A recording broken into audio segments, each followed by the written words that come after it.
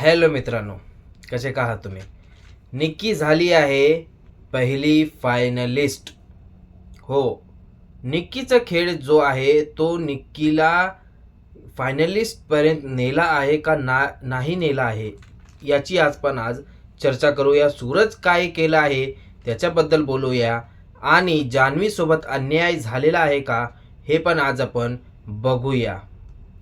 जान्हवी जी आहे ते एवढं चांगलं आज टास्क खेळलेली आहे त्याच्याबद्दल पण आपण बोलूया. वर्षाताईबद्दल बोलूया आणि अभिजितबद्दल पण आपण येथे बोलूया. तर सुरुवात करूया आजच्या एपिसोडची. तर व्हिडिओवर नवीन आहात तर व्हिडिओला लाईक करा आणि चॅनलला सबस्क्राईब करा. स्वागत आहे तुमचं ऑलरेडी. येथे सुरुवात इथून होतीये आजच्या एपिसोडमध्ये की अभिजित काहीतरी तेथे अंकिताला म्हणतोय आणि म्हणल्यानंतर निक्की ला सांगतो की आता निक्की तू जे आहे ना, तू डायनिंग टेबल जे आहे ना ते साफ कर आणि संडास बाथरूम जे आहे ना मी साफ करेल, असं येथे अभिजितचं म्हणणं आहे. कारण की हे दोघं जे आहेत निक्की आणि अभिजित हे दोघांमध्ये ते बाथरूम हे साफ करायचं होतं यांना. त्यानंतर अंकिता येथे अभिजितला क्वेश्चन करते की तू निक्कीची साईड का घेतास आणि का तू जेंटलमॅन बनतास येथे, आणि आम्ही जर तुला काही काम सांगितलं तर तू करत नाहीस आणि त्याचं काम तू कसं काय करतास, असं येथे अंकिताचं म्हणणं आहे. तू जेंटलमॅन आहे ना, तर आमचं पण काम तू येथे कर, असं येथे अंकिताचं म्हणणं आहे. आणि डीपी पण येथे म्हणतो की डायनिंग टेबल साफ करणे हे ड्युटी नव्हे. डीपी हे ते मुद्दा उचलतो आणि येथे अभिजित म्हणतो तुम्ही निक्कीला सांगा ना, मला काही तुम्ही सांगू नका, असं अभिजितचं म्हणणं आहे. की तुम्ही निक्कीला भीतात का? तुम्ही निक्कीला सांगा ना, तुम्ही मला का सांगता? मी माझं ड्युटी ते घेतलं. अरे अभिजित, तुला आणि निक्कीला ते करायचं आहे, तू का त्याला सांगितलास? पुन्हा अभिजित यांना सगळ्यांना सांगतो की मी ह्याच्यासाठी सांगितलो की निक्की जी आहे ना ते अर्धवट करते आणि सोडून जाते, म्हणून मी येते, असं अभिजितचं हे म्हणणं आहे. अंकिता येते सांगते अभिजित तू स्वतःला सांगितलास ना, तर तू स्वतः जो आहेस ना तू निक्कीला घाबरतास. आम्ही निक्कीला घाबरत नाहीत, आम्ही तोंडावर बोलत आहात निक्कीला, असं अंकिताचं म्हणणं आहे. अभिजित येते म्हणतो मी घाबरत नाही. मग अंकिता सांगते तेव्हा तू येथे बसला होतास तेव्हा तू सांगितलास ना की आम्ही निक्कीला घाबरतो म्हणून मी त्याच्याशी जास्त बोलत नाही, काय मी करत नाहीत, असं करत हो. मग अभिजित म्हणतो हो का? मग निक्की सांगते अंकिता तू ओठा साफ कर. मग अंकिता सांगते तू कोण आहेस, मी कस काय करू, तू सांगणारी मला कोण आहेस, असं येते अंकिताचं म्हणणं आहे. पण मला एक वाटत नाहीत मित्रांनो, येथे निक्की जी आहे ते डायनिंग टेबल साफ करते आहे आणि अभिजित जे आहे त्याची एवढी काळजी घेतो का? फॅमिली वीक झाल्यानंतर अभिजित एवढा हे झालेला आहे, त्याचं काय डोक्यामध्ये चालत आहे काहीच कळत नाही. मग वर्षाताई तेथे निक्कीला सांगतात की टेबल जे आहे ना ते चांगलं साफ कर, येथे ना डाग लागलेला आहे. निक्की तू येथे ना चांगलं साफ केलेली नाहीस, असं वर्षाताईचं म्हणणं आहे. निक्की सांगते टेबलावर जेवणाचा दाग आहे का, तुम्हाला दिसत आहे का? वर्षाताई तुम्हाला दिसत आहे का? येथे टेबलाचं वर तुम्ही कुठे आहे ते जेवणाचं कुठे दिसत आहे का तुम्हाला? तुम्ही काय सांगतात वर्षाताई? मग वर्षाताई येथे सांगतात मी येथे बघितलं होतं ग, आता ना येथे खडबडसं झालं होतं, पण आता ना चांगलं झालेलं आहे, असं वर्षाताईचं म्हणणं आहे. मग बिग बॉस या सगळ्यांना लिव्हिंग एरियामध्ये बोलतात आणि येथे सांगतात ग्रँड फिनालेचा काउंटडाऊन आता सुरू होत आहे. लक्षात घ्या, ग्रँड फिनालेचा काउंटडाऊन येथे सुरू होत आहे, असं बिग बॉसचं म्हणणं आहे. आणि बिग बॉस सांगतात आता होणार आहे task grand ticket to finale, हे टास्क येथे होणार आहे. मग तुमच्या ज्या म्युच्युअल फंडमध्ये जे कॉईन आहेत ज्या सदस्याकडे तिकीट टू फिनालेचा तो उमेदवार येथे बनेल ज्याच्याकडे जास्त कॉईन आहेत. आता जास्त कॉईन कोणाकडे आहेत? निक्कीकडे आहेत.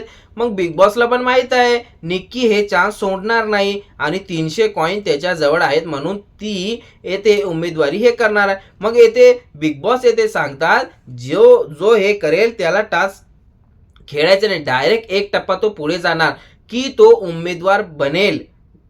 कशासाठी बनेल? तिकीट टू फिनालेसाठी तो उमेदवार बनेल.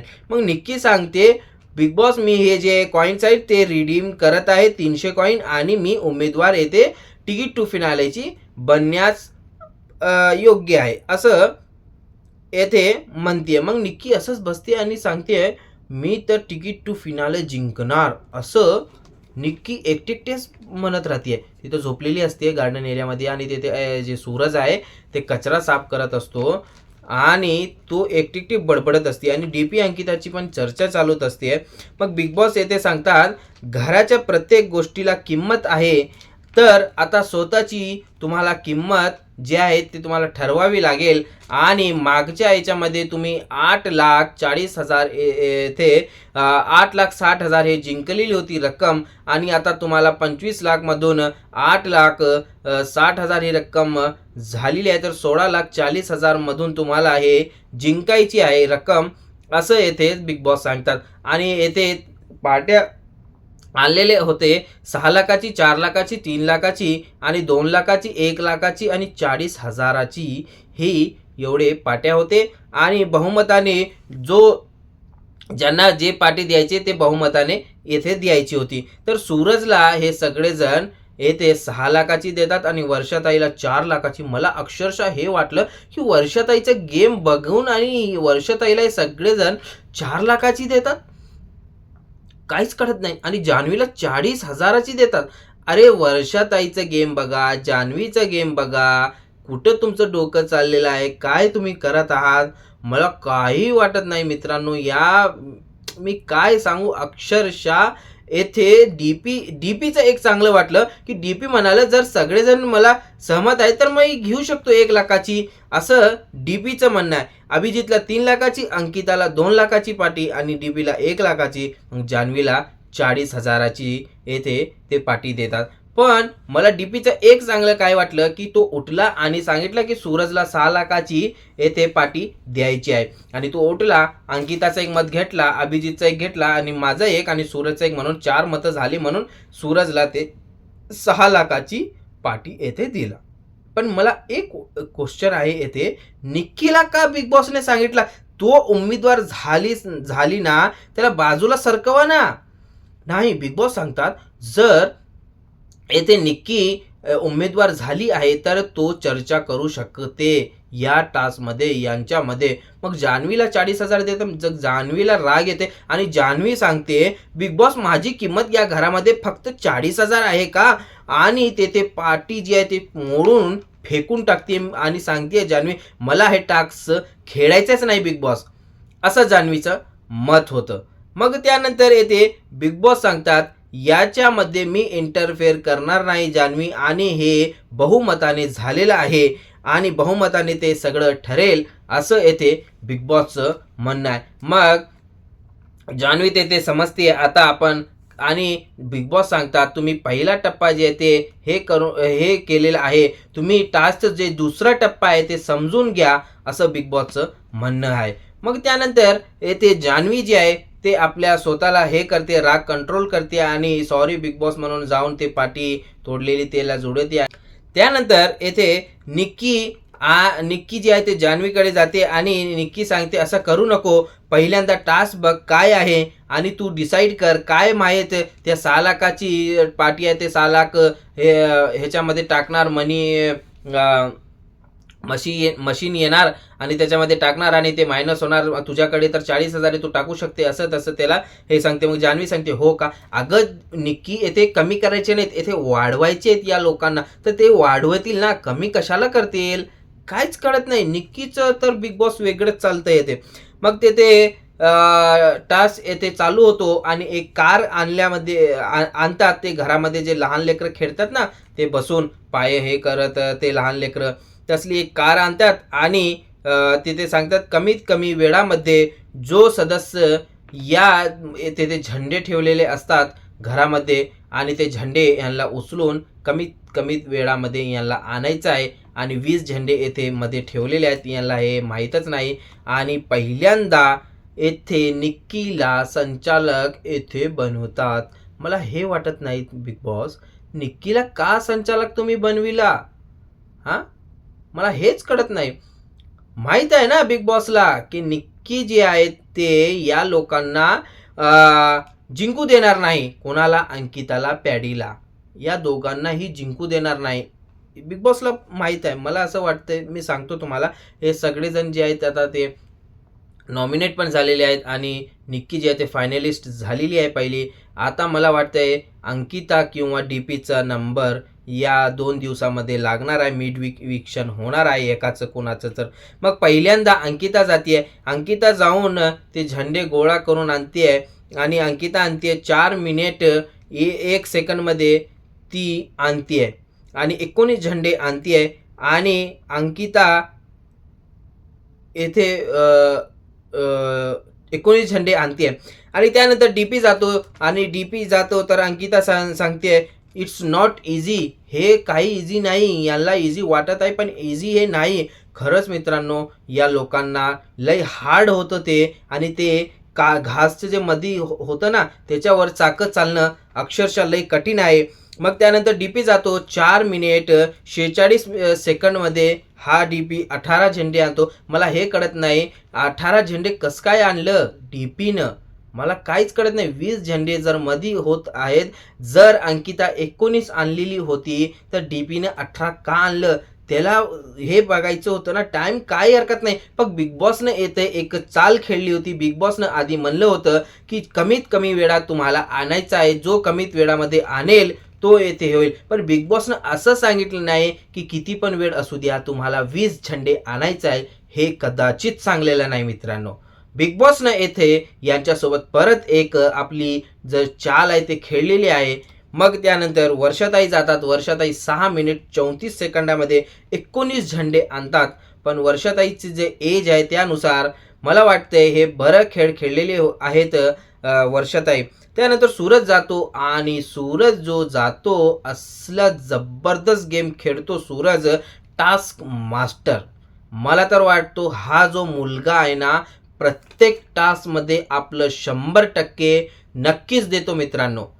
तुम्ही काही सांगा पण हा जो सूरज आहे याला तुम्ही टास्क द्या, तो आपलं 100% तो टास्कमध्ये देणार म्हणजे देणार असं आहे.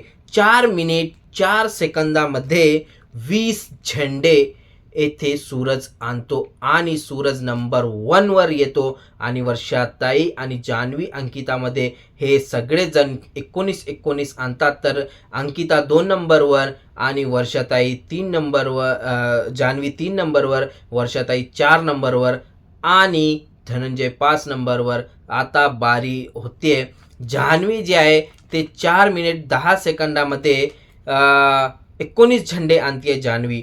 त्यानंतर अभिजित जातो आणि अभिजित 3 मिनिट 56 सेकंडमध्ये येथे 18 झेंडे आणतो. मला हे वाटत नाही अभिजितचं की सूरज 20 झेंडे आणलं, अंकिता 19 झेंडे आणली आणि जान्हवी 19 आणली, तर अभिजित तुला कळत नाहीत का माती खाल. काय सांगू आता मी येथे, अभिजित तुला काय कळत नाही का ते किती झेंडे आणले आणि 3 तुझ्याकडे वेळ होतं, तू 20 झेंडे आणायचं होतंस ना. काय होत होतं ते बघायचं ना पुढे. तुझ्याकडे टाइम होतं, लई फास्ट चांगलं खेळलं, पण लास्टला जे आहे ते 2 झेंडे कमी आणलं म्हणून ते सगळ्यात खाली आलं मित्रांनो. आणि त्यानंतर येथे सूरज 1 नंबरवर आलं आणि जे 6 लाख सूरजकडे होते ते जो जिंकणार आहे बिग बॉस त्याच्यामध्ये ॲड झाले. पहिलेचे 8,60,000 आणि आत्ताचे 6 लाख, असं हे करून 14,60,000 हे येथे रक्कम झालेली आहे. आणि मला वाटतंय बाकीचे जे 10,40,000 आहेत ते मनी बॅगमध्ये ते ठेवतील आणि त्यानंतर कोणाला उचलायचं आहे ते उचलायला सांगतील असं मला वाटतंय. आणि त्यानंतर येथे सूरज आणि निक्की हे उमेदवार झाले. फायनलिस्ट तिकीट टू फिनालेचे हे दोघं फायनलिस्ट उमेदवार झाले. यानंतर बिग बॉस असं सांगतात या दोघांमध्ये आता एक टास्क होणार आहे आणि जो टास्क हे जिंकेल त्यानंतर तो डायरेक्ट फिनालेमध्ये जाणार, टॉप 5 मध्ये जाणार असं सांगितलेलं नाही, फिनालेमध्ये जाणार.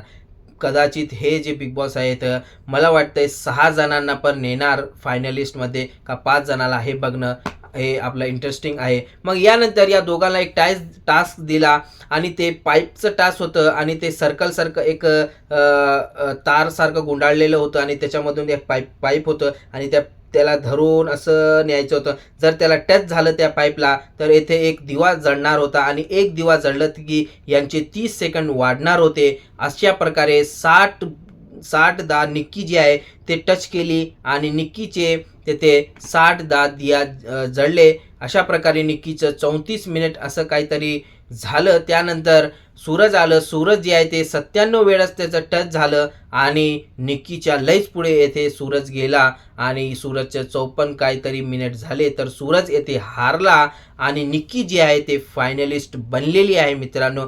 आणि बिग बॉस येथे सांगतात जी फायनलिस्ट आहे ती निक्की येथे बनलेली आहे. मग मला एक सांगायचं आहे, हे जे टास्क आहे ते निक्कीसाठी होतं मला असं वाटतंय मित्रांनो.